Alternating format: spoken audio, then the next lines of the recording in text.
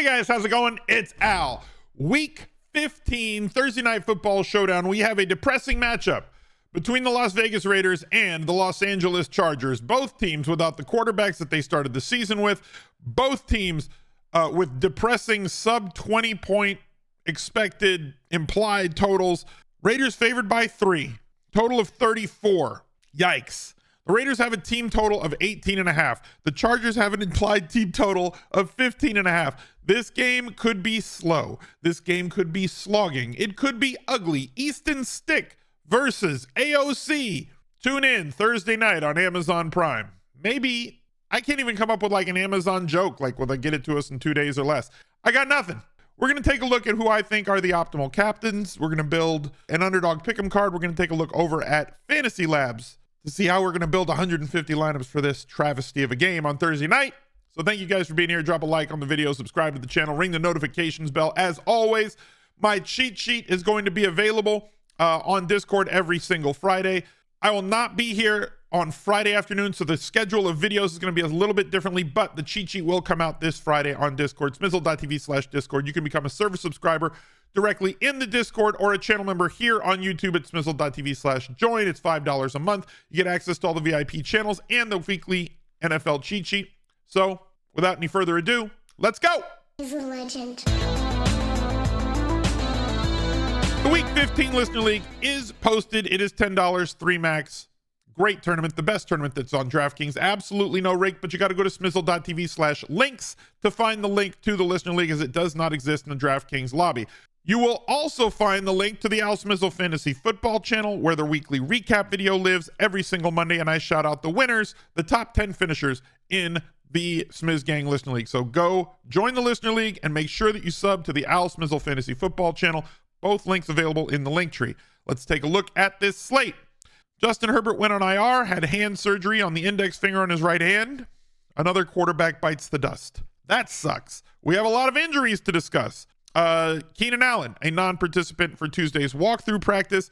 Monitor him. I'm operating as though he is in. You will change everything. If he's out, you move up Jalen Guyton. You move up Josh Palmer.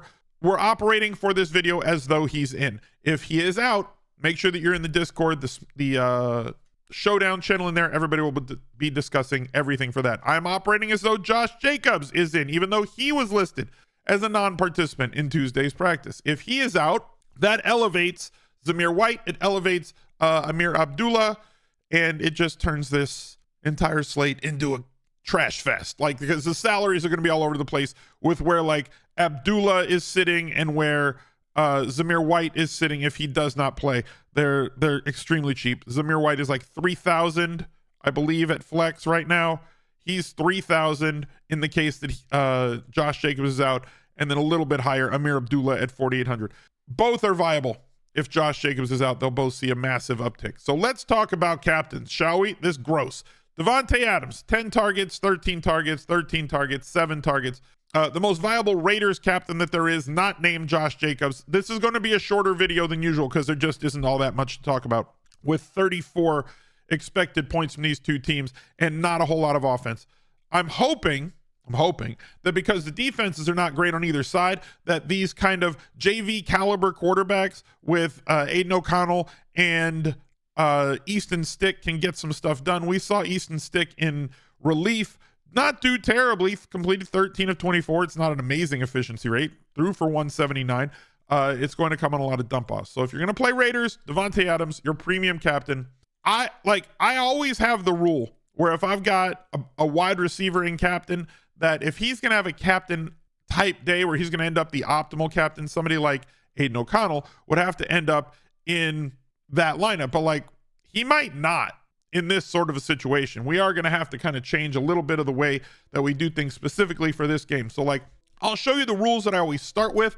We'll talk about getting through those rules with the Fantasy Labs lineup builder, but you can edit them essentially based on this particular matchup. This is not going to be, in my opinion, a normal showdown. You might build half with our usual rules, then build another 75 with some funky rules that you're going to build and correlations that you're going to build. The one that I think is going to be the optimal captain is Austin Ekeler. Yes, he is running slower.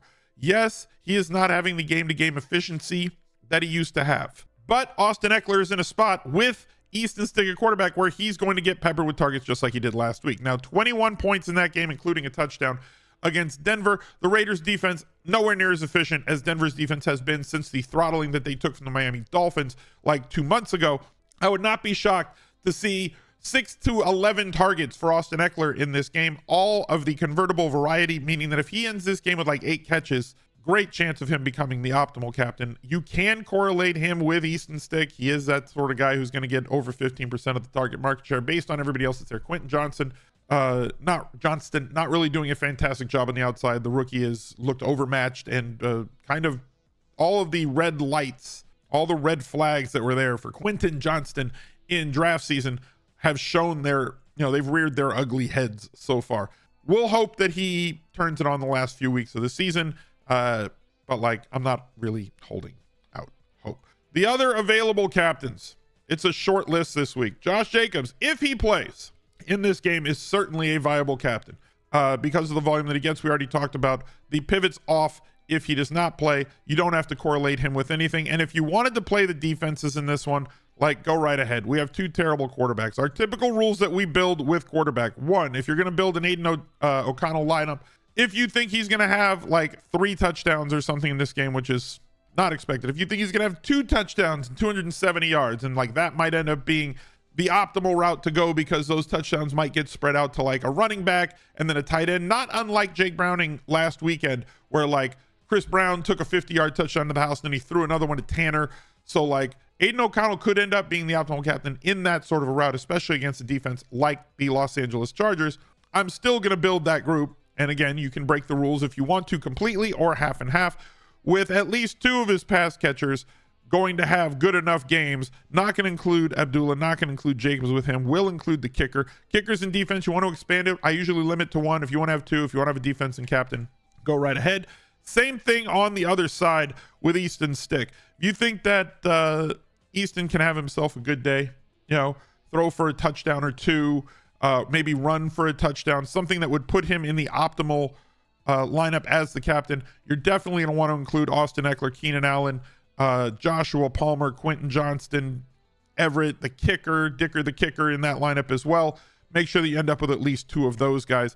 And as I said, if you want to open this up, if you don't think either offense can do much of anything, and you want to include the kickers, if you want to include because you don't think they're going to convert touchdowns, but maybe because of the defenses, they're going to bend but not break and get inside field goal range and have a 3, 4, 5 field goal day, go for it. If you think that the Chargers defense can create a lot of pressure and turnovers on Aiden O'Connell and end up with getting a touchdown, much higher variant with the defenses to end up, because they'd have to return not just 1, but possibly 2 touchdowns to have themselves a 20-plus point day to be the optimal play at captain, which is why I typically avoid that. They're massively overplayed versus the probability that they are going to be the optimal captain. I tend to fade that. If you want to play it, you go right ahead. This is an ugly, ugly, ugly slate. Let's head over to Underdog Fantasy.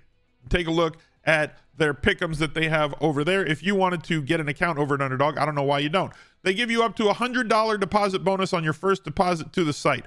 I have to build a pick'em.